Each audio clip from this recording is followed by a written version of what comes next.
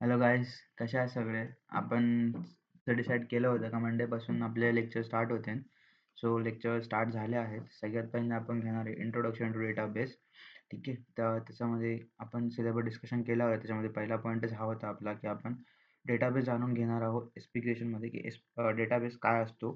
ठीक आहे, ह्या सिरीजमध्ये. सो जाऊया आपण. ठीक आहे, तर आपण गेलो इंट्रोडक्शन टू डेटाबेससाठी. ठीक आहे, सो आज सगळ्यात पहिला पॉईंट आहे define database. So what is database? Database काय असतो? बघा, डेटाबेस सिम्पली असतो का आपला सगळा आपल्याकडे जितका पण डेटा आहे त्याला कुठेतरी स्टोअर करणं, त्याला म्हणतात डेटाबेस. ठीक आहे, स्टोअर करणं म्हणजे आपण काही पण समजू शकतो. जसं समजा आपल्याकडे एक्सेल शीटमध्ये आपण डेटा टाकतो.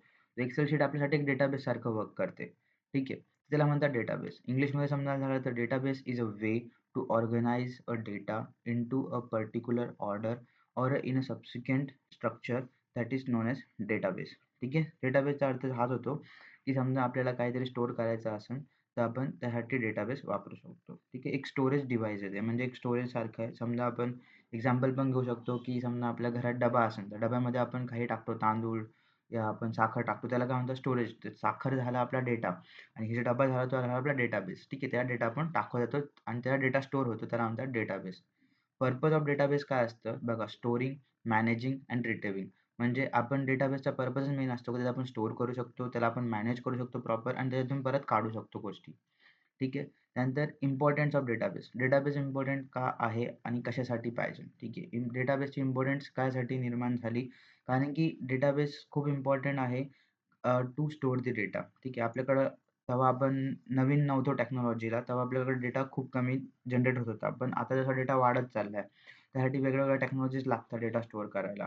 ठीक आहे, त्यामुळे डेटाबेसचा इम्पॉर्टंट वाढलेला आहे. ठीक आहे, समोर इथे दिलेलं आहे, Y database is essential in modern application and industries. ठीक आहे, कायसाठी गरज पडला? स्टोरिंगसाठी. फक्त स्टोरिंग. आपला डेटाबेस काहीच करत नाही, फक्त स्टोअर करतो. पण आजकाल असे मॉडेल्स निघले जसे DBMS, डेटाबेस मॅनेजमेंट सिस्टम्स, ते आपण पुढे बघणार आहोत ह्या इंट्रोडक्शनमध्ये की DBMS कसे वापरले जातात. ठीक आहे, डेटाबेस आपण पहिले समजून घेतला. Then real world application. ठीक आहे, कुठं-कुठं वापरला जातो डेटाबेस? ई-कॉमर्स आहे, बँकिंग आहे, सोशल मीडिया ॲप्स आहे, तुम्ही जे पण वापरता. या सध्या YouTube पण बघताय तुम्ही. ह्याच्यातनं ज्याचा लोड आहे त्याच्यासुद्धा डेटाबेस आहे. त्याच्यामध्ये हा चॅनल लोड झालेला आहे. तिथून तुम्हाला भेटतोय. ठीक आहे, ह्यासाठी डेटाबेस इम्पॉर्टंट्स आहेत. त्यानंतर आहे टाइप्स ऑफ डेटाबेस. किती टाइप्सचे डेटाबेस असतात? बघा, मी त्यादिवशी पण म्हटलं होतं 2 टाइपचे असतात, स्कीमा अँड नॉन स्कीमा. याला म्हणतात रिलेशनल डेटाबेस आणि नॉन रिलेशनल डेटाबेस. ठीक आहे, रिलेशनल डेटाबेस म्हणजे काय असतात? त्याच्यामध्ये डेटा स्टोअर करतो इन टेब्युलर स्ट्रक्चर, म्हणजे टेबल असतो त्याच्या फॉर्ममध्ये डेटा स्टोअर करतात, त्याला म्हणतात रिलेशनल. नॉन रिलेशनल डेटाबेस म्हणजे त्यात टेबल स्ट्रक्चर म्हणजे स्कीमाच नसतो, म्हणजे त्याला स्ट्रक्चर नसतं काही, त्याला फक्त एक फाईलच्या फॉर्मॅटमध्ये स्टोअर केला जातो, त्याला म्हणतात नॉन रिलेशनल डेटाबेस. ठीक आहे, याचे एक्झाम्पल बघू शकतो आपण. MySQL जे आपण शिकणार आहोत ह्या कोर्समध्ये, ते आहे आपलं रिलेशनल डेटाबेस. तर आपण रिलेशनल डेटाबेस स्ट्रक्चर शिकणार आहोत. नॉन रिलेशनलकडे आपण नंतरून फोकस करू, MongoDB. ठीक आहे, अजून पण काही मॉडेल्स आहेत, पण MongoDB थोडा फेमस आहे, त्यामुळे मी एक्झाम्पल घेतलं इथं MongoDBचं. ठीक आहे, अदर पण डेटाबेस आहे, डेटाबेस ग्राफ डेटाबेस आहे, डॉक्युमेंट स्टोरेज आहे. ठीक आहे, तुम्ही फाईलला सुद्धा डेटाबेस म्हणू शकता, कारण की जितके पण तुम्ही जे स्टोअर करता ते फाईलमध्येच जातं. ठीक आहे, तो कोणची पण गोष्ट ती स्टोअर करत असेल त्याला आपण डेटाबेस म्हणू शकतो. ठीक आहे, हे आपलं मोटिव्ह होतं ह्या लेक्चरचं. ठीक आहे, सेकंड आहे डेटाबेस मॅनेजमेंट सिस्टम. तसंच मी आता वरती बोललो DBMS. ठीक आहे, डेटाबेस मॅनेजमेंट सिस्टम याचा फुल फॉर्म आहे. हे असे सॉफ्टवेअर असतात, ते ऑलरेडी बिल्ड इन आहे कोणत्यातरी प्रोग्रामिंग लँग्वेजमध्ये. त्याच्या थ्रू आपण काय करू शकतो की DBMSच्या थ्रू आपण सगळा आपला जो डेटा आहे तो डेटाबेसमध्ये टाकू शकतो. हे आपल्याला स्कीमा प्रोव्हाईड करतात या स्ट्रक्चर प्रोव्हाईड करतात डेटा स्टोरेजसाठी. ठीक आहे, एक्झाम्पल एक्झाम्पल आपण बघितलं, Oracle आहे, SQLite आहे, MySQL आहे, Oracle सर्व्हर आहे, MySQL सर्व्हर आहे. खूप सारे सर्व्हर्स आहेत. आता सध्या क्लाउड पण सुरू झालं, तर क्लाउड कम्प्युटिंग आहे, AWS आहे, GCP आहे स्टोरेज करण्यासाठी. ठीक आहे, हे स्वतःचे आहे यांचे डेटाबेसेस. ठीक आहे, हे डेटाबेस आहे. हे आपण ह्या लेक्चरमध्ये शिकणार आहोत रिलेशनल डेटाबेस, म्हणजे टेब्युलर डेटाबेसमध्ये. आपण नॉन स्कीमाकडे जाणारच नाही आहोत. ठीक आहे, and difference between DBMS and RDBMS. ठीक आहे, RDBMS म्हणजे रिलेशनल डेटाबेस, म्हणजे याच्यामध्ये रिलेशन असतात. ठीक आहे, समजा फॉरेन की, प्रायमरी की, एक डेटासोबत दुसरा डेटा लिंक आहे. एका डेटाबेसमध्ये मल्टिपल टेबल्स आहेत. ठीक आहे, सो त्याला आपण कसं कन्व्हर्ट करणार, त्याचे रिलेशन कसं एस्टॅब्लिश करणार, त्याला म्हणतात RDBMS. आणि DBMS म्हणजे त्यात रिलेशन असतात. डेटा स्टोअर होतो मॅनेजमेंट सर्व्हरमध्ये, पण त्याच्यामध्ये डेटामध्ये रिलेशन नसतं. ठीक आहे, त्याला म्हणतात DBMS आणि RDBMS. ठीक आहे, फीचर्स ऑफ डेटाबेस काय-काय प्रोव्हाईड करतं? Data integrity and consistency. ठीक आहे. म्हणजे एक डेटा सोबत राहतो, कन्सिस्टंटली राहतो. ठीक आहे. रिपिटेशन अलाउड नाही होत. स्केलेबिलिटी वाढवतो. ठीक आहे. परफॉर्मन्स इन्क्रीज होते.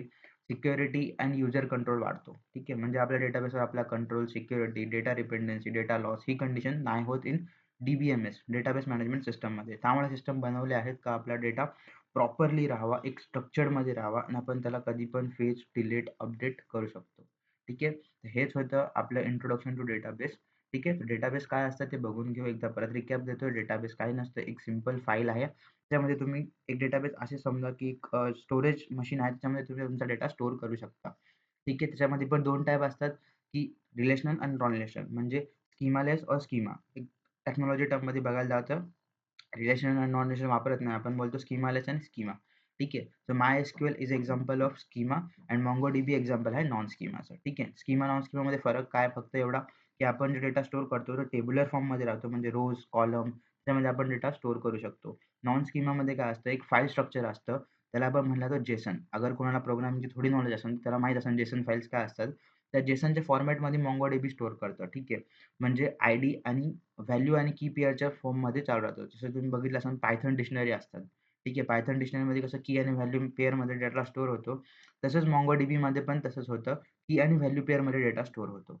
ठीक आहे. तर हे होतं ओव्हरऑल इंट्रोडक्शन ऑफ डेटाबेस. काही प्रॉब्लेम असतील, काही असतील तर नक्की कमेंट करा. तुमचे प्रॉब्लेम सॉर्ट आउट होतील आणि चॅनलला सबस्क्राईब आणि शेअर करा. ठीक आहे. Thank you so much.